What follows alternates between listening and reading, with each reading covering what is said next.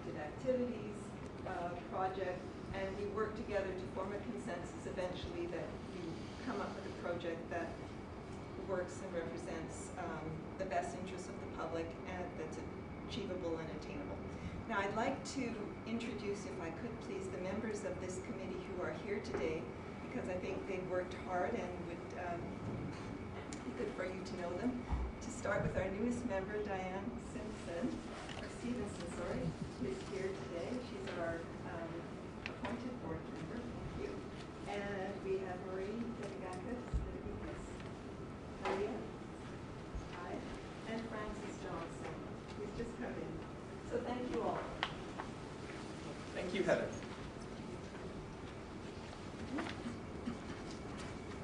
The next committee to report is patient relations, and I'm sorry you're going to have to put up with me again because I was the chairperson for this group. Up until, when did we say? May of this year? Was it January? When we had a takeover by the Quality Assurance Committee. Yeah, and so, you know, with any takeovers, one of the chairpersons had to go, and it was so sad, I had to go. Okay, so Jackie is now the Quality Assurance Committee chair.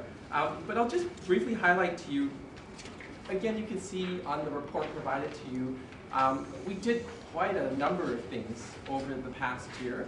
A couple of things that may be of interest to the group that's here is just this whole area of barriers to practice, barriers for dietitians to practice the full scope, such as ordering multivitamins and ordering micronutrients. That may be something we've been challenged with because we're trying to hunt down physicians to get an order.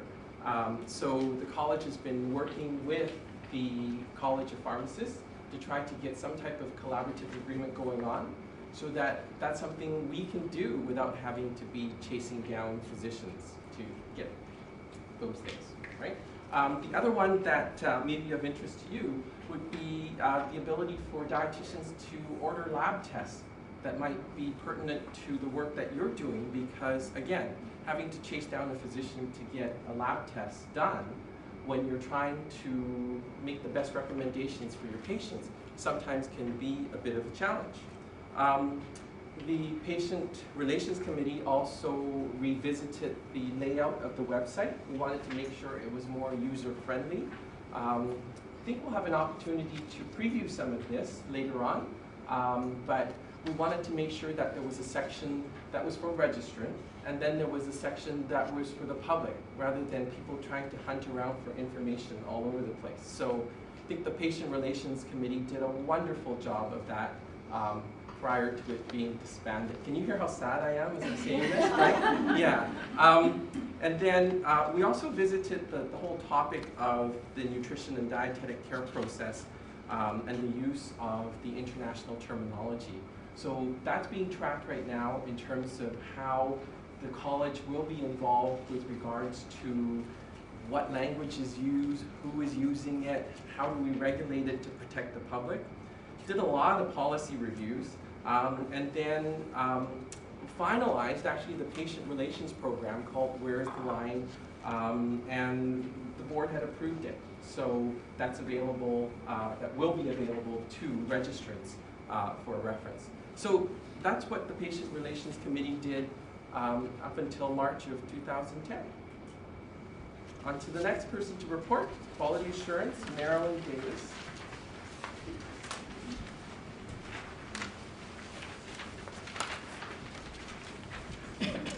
I'm reporting for Jackie, who is not with us today. She's in Kelowna, but there are a couple of other members of the QA committee that I'd like to introduce who are amongst us. So June Behrens is, I believe, is here as a public rep. Terry Kane, another public rep, and Adrian Kershaw, third public rep, and myself. Today.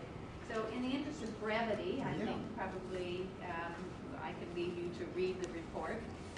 And there is considerable overlap, as you probably realize, from the activities that Peter has described for his committee. And I think you probably are aware that the work that we are most renowned for is the CCP. And you're going to get a glimpse through Melanie's presentation later on this afternoon. So if anybody has any questions. Nobody's asked Prince George. They seem to have I'd be disappeared. happy to answer. Did they get their problem sorted? Hopefully, if you do have questions, they're going to be answered by Melanie's presentation. Thank you very much. So just before we ask Robin to come up and report, I'd like to point your attention to the video monitor there. See how we've got that nice plate of food and nobody's sitting around it? That's Prince George. They're having Oh, a small is it? problem. Okay. Hi, Prince George. We like your food. Yeah. Okay, sorry. A bit of comedic pause there. So if I can ask Robin now to come up and report. Hi, my name's Robin. I'm the chair of the inquiry committee.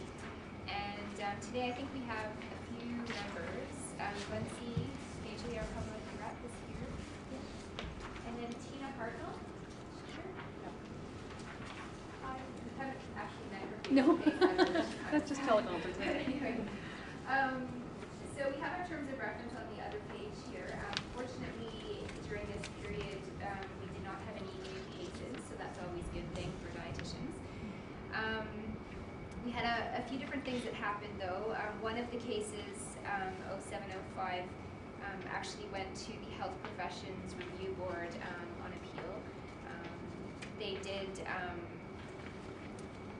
do anything actually because they had to come into being after the case was finished, I think. We had a presentation from two registrants who had gone to the Council of Licensure Enforcement and Regulation and provided us with information about the course they attended. So they are now investigators for the college should an inquiry be made, and we need some sort of expertise to go in there and investigate the inquiry. We'd like to thank Carol Fawcett for volunteering her time and energy for the period of November 2004 to 2010 in March. So thanks very much to Carol for being a member. We're always looking for members if anyone's interested, so please don't hesitate to ask us. We don't have any active complaints, which is great. So that's it for me. Any questions about that? Great. Thank you, Robin. And the last report being the Discipline Committee report, happy to say no disciplinary activities, so no report. That's my report.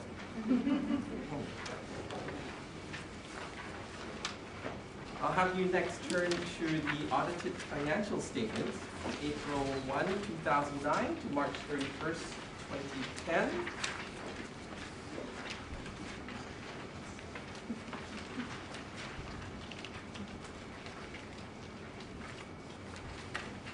If you take a look at page 2 of that audited financial report, you'll see that in the year 2009 to March 2010, college did quite well. We're in a positive balance. Some of these monies have been moved to our contingency fund, restricted fund for contingency purposes. Any questions about the financial statement?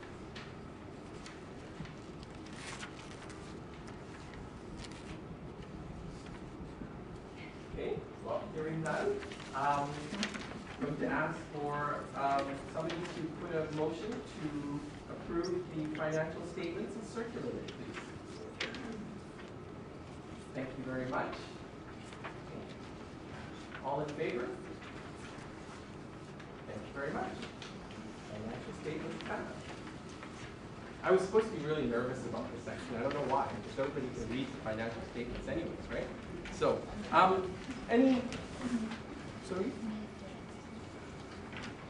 Who was the mover of that resolution? Sorry, I didn't see that. Well, put the hand up, but I don't know if you were recognizing Yeah, me or someone else. I was. Yeah. Okay, thank you. Okay, that's been minuted. This is the section where we would love to field questions from people who are attending the AGM. Questions and answers for Fern or myself or Glenn, as the past chair, or Melanie? Any questions from Victoria? Any questions from Comox? Any questions from Prince George? And those are just 3 locations that we have. Well, no questions. Okay, well, shall we move on to the presentation of the new website and the online continuing competence program. I'll pass it over to Melanie. Thank you. Thank you, Peter. Good afternoon, everyone. For those of you who are new or don't know me, my name is Melanie Journoux, and I'm the Deputy Registrar at the college. And this afternoon, I have the pleasure of showcasing 2 of our biggest projects, which we tackled this year. This took pretty much all of our spring and summer. And the first project I'll present is the revamping of our website, which, as Peter mentioned, was spearheaded by the Patient Relations Committee, who now is part of the Quality Assurance Committee. And the second project was spearheaded by the Quality Assurance Committee and the board. So just give me a few moments to set up the website, and I'll take you through our new website.